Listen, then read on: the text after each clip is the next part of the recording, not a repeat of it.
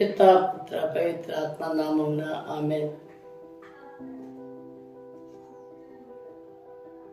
ప్రియమైన బిడ్డలారా, మనందరికీ శుభోదయం. జ్ఞానవాణి ప్రేక్షకులారా, మీ అందరికీ దైవాశీస్సులు.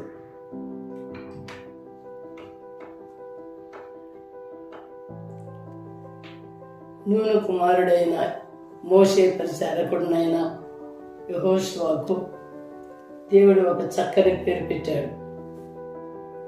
నూను కుమారుడును అని చెప్తూ మోషే పరిచారకుడు అని చెప్పాడు.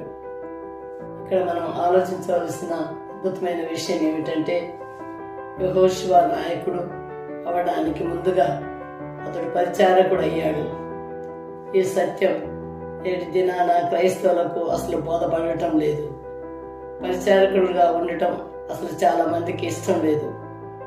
ఇజ్రాయేలుకి ముందుండి పగలు మేక స్తంభముగాను రాత్రి అగ్ని స్తంభముగాను ఉండి నడిపించాడు. ఇంత గొప్ప వ్యక్తి యెహోషువ ఎలా అయ్యాడు? మోషే స్థానాన్ని భర్తీ చేయగలిగే నాయకుడిగా యెహోషువ దేవుని దృష్టిని ఆకర్షించాడు. యెహోషువ అంత గొప్ప స్థానాన్ని ఎదగటానికి కారణాలు ఏమిటో నిజంగా మనం తెలుసుకుంటే మంచిది. ఈ ప్రజలు కాపరి లేని గొర్రెలలా ఉండకూడదు. సహజంగా మనమైతే ఏమంటామో తెలుసా? ప్రభువా, నన్ను తీసుకుంటే తీసుకో, నా ఇంట్లో నా కొడుకున్నాడు కదా, ఆయన్ని నాయకుడిని చెయ్యి అంటాం. ప్రస్తుతం జరిగేది ఇదే. ప్రస్తుత సమాజంలో నాయకుడు తర్వాత ఆయన కొడుకే ఉండాలి అని చెప్పి ఆలోచిస్తుంటారు. ఇంకెవరు ఉండకూడదు, ఎదగకూడదు. మోషే చూడండి, కొడుకుల వారసత్వాన్ని మోషే దేవుని దగ్గర తీసుకుని రాలేదు. ఎందుకు తెలుసా? ఎవరిని నాయకుడిగా చేయాలో, ఎవరి ద్వారా పరిచర్య జరపాలో, ఎవరి ద్వారా కార్యాలు చేయాలో అది నీ సంగతి కాదు, అది దేవుని సంగతి. మనం కాదు చేయాలి.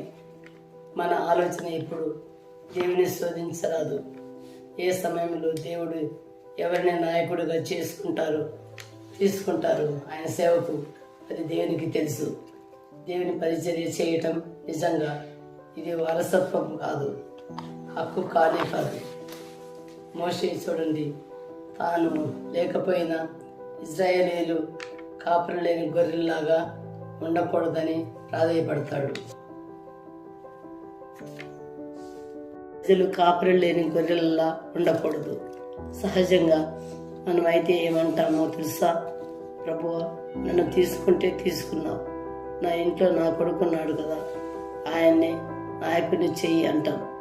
ప్రస్తుత సమాజంలో అదేగా జరుగుతుంది. నాయకుడి తర్వాత ఆయన కొడుకే ఉండాలి, ఇంకెవరు ఉండవద్దు, ఇంకెవరు ఎదగవద్దు.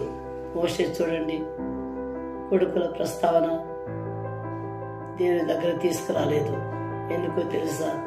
ఎవరిని నాయకుడిగా చేయాలో, ఎవరి ద్వారా పరిచర్య జరపాలో, ఎవరి ద్వారా కార్యాలు చేయాలో అది నీ సంగతి కాదు, అది దేవుని సంగతి. మనం కాదు చేయాలి. మన ఆలోచన ఎప్పుడు దేవుని శోధించరాదు. ఏ సమయంలో దేవుడు ఎవరిని నాయకుడిగా తీసుకురావాలో అది దేవునికి తెలుసు. దేవుని పరిచర్య చేయడం నిజంగా ఇది వారసత్వం కాదు, హక్కు కానే కాదు. మోషే చూడండి, తాను లేకపోయినా ఇజ్రాయేలీలు కాపరి లేని గొర్రెల్లాగా ఉండకూడదంటాడు. అప్పుడు దేవుడు మోషేతో, వెళ్ళు, నీ దగ్గర పరిచర్య చేస్తున్నాడే యెహోషువ, ఆయన్ని నాయకుడు. యెహోషువకు తెలియదు అతడు నాయకుడు అవుతాడని. మోషే దగ్గర పరిచారకుడైన యెహోషువను దేవుడు ఒక నాయకునిగా నియమించాడు. 20 లక్షల మందిని కానాను దేశానికి తీసుకువెళ్ళే బాధ్యతను యెహోషువకు అప్పగించాడు. దేవుడు నిన్ను ఉన్నతమైన స్థితిలో నిన్ను ఉంచాలంటే నువ్వు ముందు సేవకుడు అవ్వాలి, పనివానిగా మారాలి. ఎవరు చేయలేని స్థానాన్ని నువ్వు తీసుకోవాలి. దేవుడు మనల్ని హెచ్చిస్తాడు. సత్యం అది ఆయన దేవదూతల్ని విడిచిపెట్టకూడని భాగ్యం. ఇదే రిక్తుడుగా తనను తాను తగ్గించుకొని దీనుడుగా శిలువ మరణం భరించనంతగా దాసుడు స్వభావం ధరించాడు. యేసు నాయకుడు అవడానికి ప్రచారకుడు అయ్యాడు, పనివాడు అయ్యాడు, దాసుడు అయ్యాడు. ఇదే యెహోషువ జీవితంలో మనం చూస్తున్నాం. యెహోషువ నాయకుడు కావటానికి ముందు ప్రచారకుడు అయ్యాడు, దాసుడు అయ్యాడు.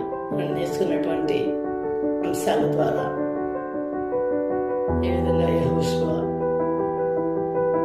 దాసుడుగా, సేవకుడుగా, ప్రచారకుడుగా మారి టైం ఇచ్చినప్పుడు, దేవుడు పిలిచినప్పుడు దేవుడు అతన్ని పైకి లేపిన